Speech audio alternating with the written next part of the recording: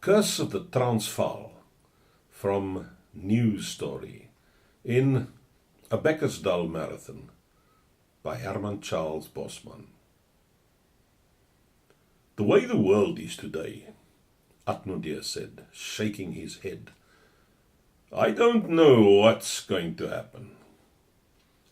From that it was clear that Atnodeer had been hearing news over the wireless again that made him fear for the future of the country. We did not exactly sit up then. There was never any change, even in the kind of news he would bring us. Every time it was about stone throwings in Johannesburg locations and about how many kinds of bombs the Russians had got and about how many people had gone to jail for telling the Russians about still other kinds of bombs they could make. Although it did not look as though the Russians needed to be educated much in that line. And we could never really understand why Atnodeer listened at all. We hardly ever listened to him, for that matter. We would rather hear from Gysbert van Tonder whether it was true that the ouderling at Pilansberg really forgot himself in the way that Yuri Stein's wife had heard about from a kraal Mtosa at the kitchen door. The Mtosa had come to buy halfpenny stamps to stick on his forehead for the yearly Ndlolo dance. Now there was news for you. About the ouderling, I mean. And even to hear that the Ndlolo dance was being held soon again was at least something. And if it should turn out that what was being said about the Pilansberg ouderling was not true, well, then the same thing applied to a lot of what Atnodeer heard over the wireless also. I don't know what's going to happen, Atnodeer repeated. The way the world is today, I just heard over the wireless. That's how the news we got in the old days was better, Oupa Bekker said. I mean, in the real old days, when there was no wireless, and there was not the telegraph either. The news you got then, you could do something with, and you didn't have to go to the post office and get it from a newspaper. The post office is the curse of the Transvaal. Yuri Stein said that Oupa Bekker was quite right there.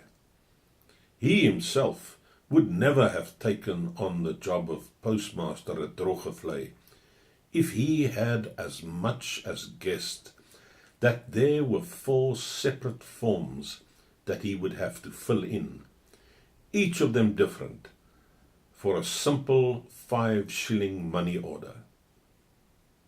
It would be so much brainier and neater, Yuri Stein said, for people who wanted to send 5 shillings somewhere if they would just wrap up a couple of half-crowns in a thick wad of brown paper and then post them in the ordinary way, like a letter. That was what the new red pillar box in front of his door was for, Yuri Stein explained. The authorities had gone to the expense of that new pillar box in order to help the public. And yet, you still found people coming in for postal orders and money orders.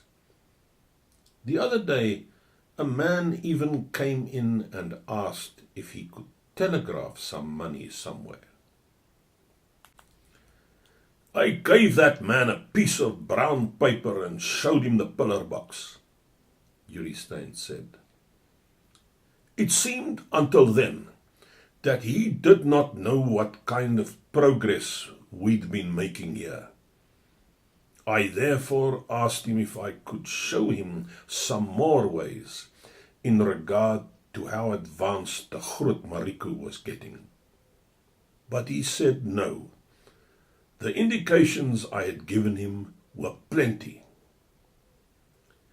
Yuri Stein said that he thought it was handsome of the man to have spoken up for the Mariku like that, seeing that he was quite a newcomer to these parts. Because we never knew how long Yuri Stein would be when once he got onto the subject of his work, we were glad when Johnny Kuhn asked Oupa Bekker to explain some more to us about how they got the news in the old days. We were all pleased, that is, except Atnodeer, who had once again tried to get in a remark, but had got no further than to say that if we knew something, we would all shiver in our veldskoens. How did we get the news? Oupa Bekker said, replying to another question of Johnny Kuhn's. Well, you would be standing in the land, say, and then one of the Bechuanas would point to a small cloud of dust in the poort, and you would walk across to the big tree by the dam where the road bends, and the traveller would come past there with 2 vos horses in front of his Cape cart, and he would get off from the cart and shake hands and say that he was Du Plessis. And you would say you were Bekker, and he would say afterwards that he couldn't stay the night on your farm because he had to get to Tsalala's Kop. Well, there was news. You could talk about it for days, for weeks even. You have no idea how often my wife and I discussed it. And we knew everything there was to know about the man. We knew his name was Du Plessis. Atnodeer said then that he didn't think much of that sort of news. People must have been a bit simple in the head in those old times that Oupa Bekker was talking about, if they thought anything of that sort of news. Why, if you compared it with what the radio announcer said only yesterday. Yuri Stein's wife came in from the kitchen at that moment. There was a light of excitement in her eyes, and when she spoke, it was to none of us in particular. It just occurred to me, Yuri Stein's wife said. That is, if it's true what they are saying about the Balansberg ouderling, of course. Well, it has just struck me that when he forgot himself in the way they say, provided he did forget himself like that, mind you, well, perhaps the ouderling didn't know that anybody was looking. That was a possibility that had not so far occurred to us, and we discussed it at some length. We were in no mood for foolishness. Oupa Bekker took this as an encouragement for him to go on. On another day, Oupa Bekker continued, you would again be standing in your landsy, or sitting even, if there was a long day of ploughing ahead, and you did not want to tire yourself out unnecessarily. You would be sitting on a stone in the shade of a tree, say, and you would think to yourself how lazy those Bechuanas look, going backwards and forwards, with the plough and the oxen, and you would get quite sleepy, say, thinking to yourself how lazy those Bechuanas are. If it wasn't for the oxen to keep them going, they wouldn't do any work at all, perhaps you might think. And then, without your in the least expecting it, you would again have news. And the news would find a stone for himself and come along and sit down right next to you. It would be the new veldkornet, say. And why nobody saw any dust in the poort that time was because the veldkornet didn't come along the road. And you would make a joke with him and say, I suppose that's why they call you a veldkornet, because you don't travel along the road, but you come by the veldlangers. And the veldkornet would laugh and ask you a few questions.